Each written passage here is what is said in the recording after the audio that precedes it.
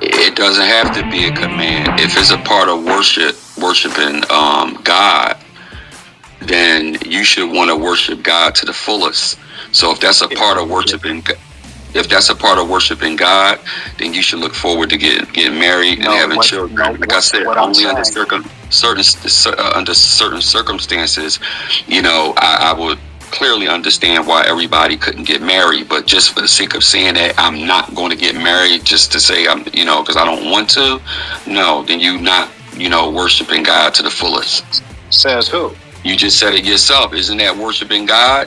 No, I didn't. No, I didn't. No, I didn't say that's worshiping God. No, I said having a family is worshiping God. Yes. So what you said? Okay, listen. Okay, but listen. What I mean by that is, just because you get married and you have a family doesn't mean that that's not worshiping God.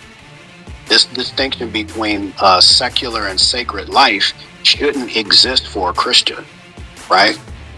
What we are taught by Christ is that if we want to, if we believe that we will be more effective and we can dedicate our lives in a fuller manner to Him by being single, do it. He emphatically said, whoever this pertains to, this is not for everybody. I'm one of those guys that can do that. I think it is an excuse, but don't you think that's fine? But once again, you're talking about our God. Well, I think if your God wanted to set as the perfect example, He would have showed those who got married. No, He didn't. He never said marriage was an example for anything. What do you mean? You said it's worship, having a family.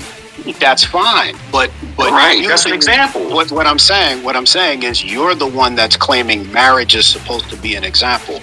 Jesus should have got married so He could be an example for somebody. Yes. No. Yes.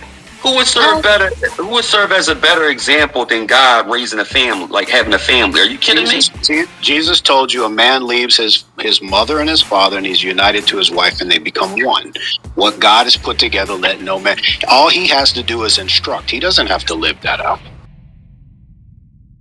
If all He has to do is instruct, then that means He didn't have to do anything. He didn't have to do anything right.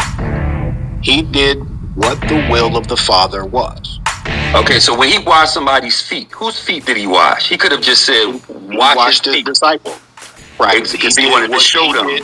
He did what He did because He's sovereign and He can do what He wants to do. And He wants to show them that He's pious and He can do it Himself, right? No, He was showing humility. He was letting them know. Isn't that pious? Isn't that a synonym? He says what's pious? He was showing humility. Number one, Him coming in the flesh is Him humbling Himself. That is the context of Philippians chapter 2, verses 5 and following, where He says, let this mind of Christ be in you. Be in you. I got that. I know that. Existing as God, right, took on flesh, right? He humbled Himself. So Jesus is telling His disciples, whoever is greatest amongst you must exhibit servanthood, because the Messiah is the servant of God. So you want me to use humble instead of pious? No, you want me to use humble instead of pious? It doesn't matter. We number one, you need to just go ahead and be a man. You said earlier you was a man. Take the L and let's move on. No, I didn't take an L.